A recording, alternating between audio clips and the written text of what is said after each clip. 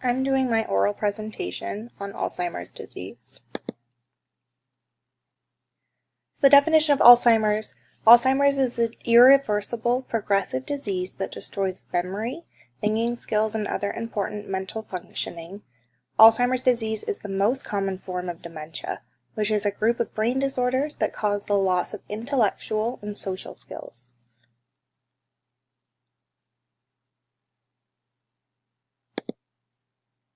Causes of Alzheimer's.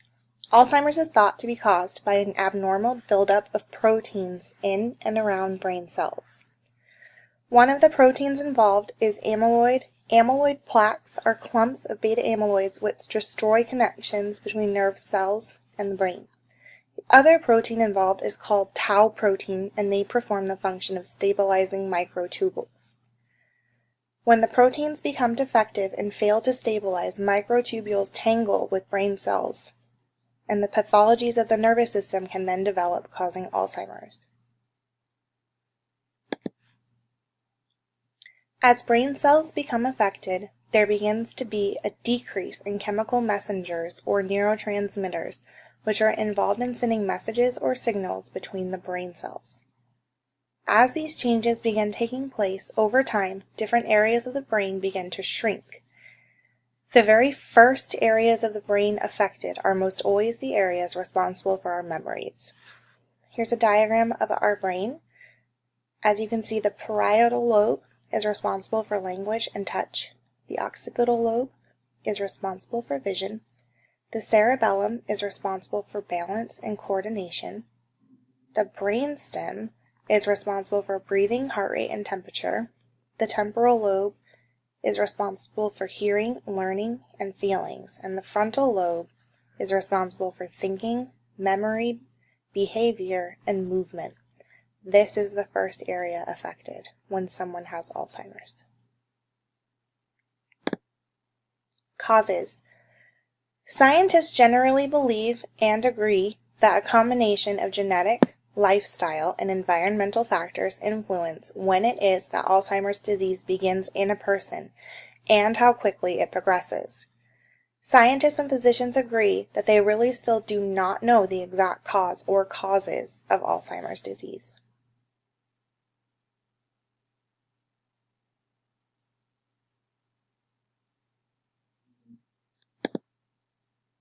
Symptoms. In order to receive a diagnosis of Alzheimer's, a person must have very specific symptoms. In order for a person to receive a diagnosis of Alzheimer's, an individual must have experienced a decline in cognitive or behavioral function and performance in comparison to how they were before. This decline must interfere with their ability to work, volunteer, or take place in other usual activities. So a physician often might talk to the patient about their life previously, what they did every day, what they're having problems doing now, in order to get a better picture of how far progressed they are. Cognitive decline must be seen in 2 out of 5 symptom areas listed below. Number 1, reduced ability to take in and remember new information. Number 2, impairments to reasoning, complex tasking, and exercising judgment. 3, impaired visuospatial abilities that are not, for example, due to eyesight problems. Number 4, impaired speaking, reading, and/or writing. Number 5, changes in personality and/or behavior. Symptoms continued. Cognitive, mental decline, difficulty thinking and understanding, confusion, especially in the early evening hours, delusion, disorientation, forgetfulness, making things up, difficulty concentrating, an inability to create new memories, inability to do simple math, and an inability to recognize common things. So this person might not recognize a fork, a spoon, a pen, a toothbrush. things that are very common that generally even children of a young age will know, oh, that's a fork. These people suddenly can't recognize simple items anymore. Behavioral, the patient might have aggression, agitation, difficulty with self-care, irritability, meaningless repetition of their own words, personality changes, a lack of restraint, wandering and getting lost.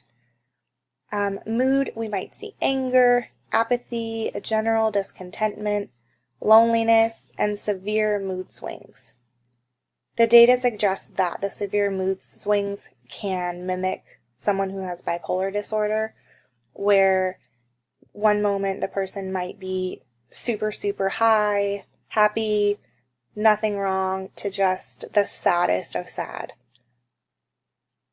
Psychological, the person might have depression, hallucination, or paranoia, and whole body, generally there is a loss of appetite and restlessness.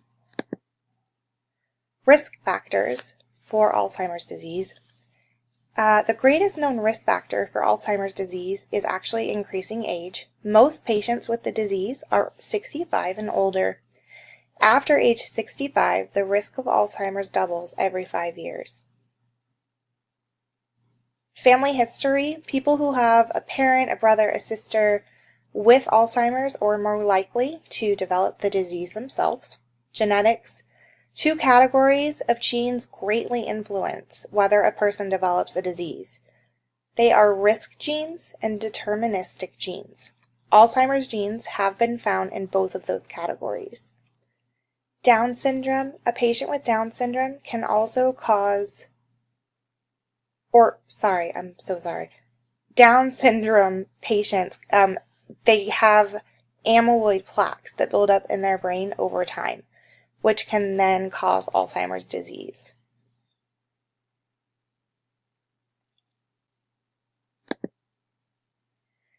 Tests for diagnosis.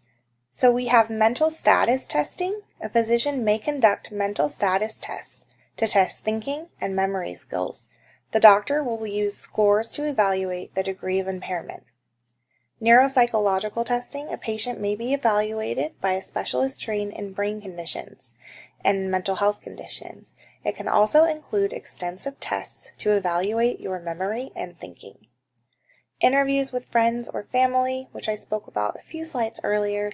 Doctors may ask your family or friends questions about your behavior. I was questioned myself when my grandmother was diagnosed with Alzheimer's. They had many questions about how she was 10 years ago, 5 years ago, and then specifically the last year and 6 months. So they're trying to get a great comparison of where that person was versus where they are when they are seeing them. Laboratory testing. Labs will be done to check for illnesses that can cause symptoms that are similar to Alzheimer's, such as thyroid disorder or a disorder of vitamin B12.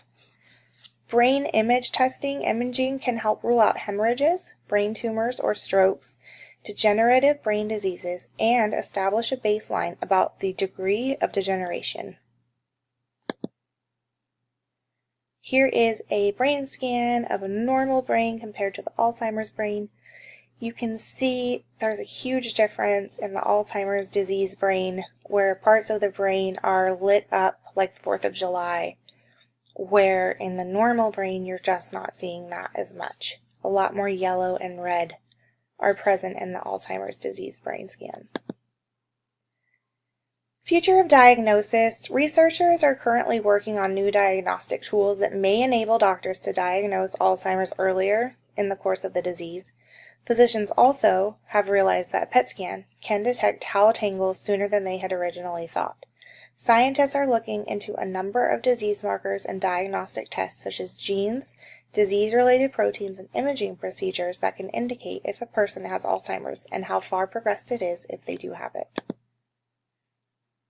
Possible improved outcomes. Early diagnosis is the most important factor and allows the patient to make important decisions in their own health, such as appropriate community services and resources, options for home care or residential care, plans for handling any financial issues, and expectations for future care and medical decisions. There are major studies being done to research different drugs and other treatments and how it either helps or hurts the patient with this disease. In order to really understand Alzheimer's, much more information must be learned so that we can finally know the exact causes of the disease. Worldwide, almost 44 million people have Alzheimer's or dementia. Only 1 in 4 people with Alzheimer's have been diagnosed formally. Alzheimer's and dementia is most common in Western Europe, least prevalent in Sub-Saharan Africa. Alzheimer's and other dementias are the top cause for disabilities later on in life.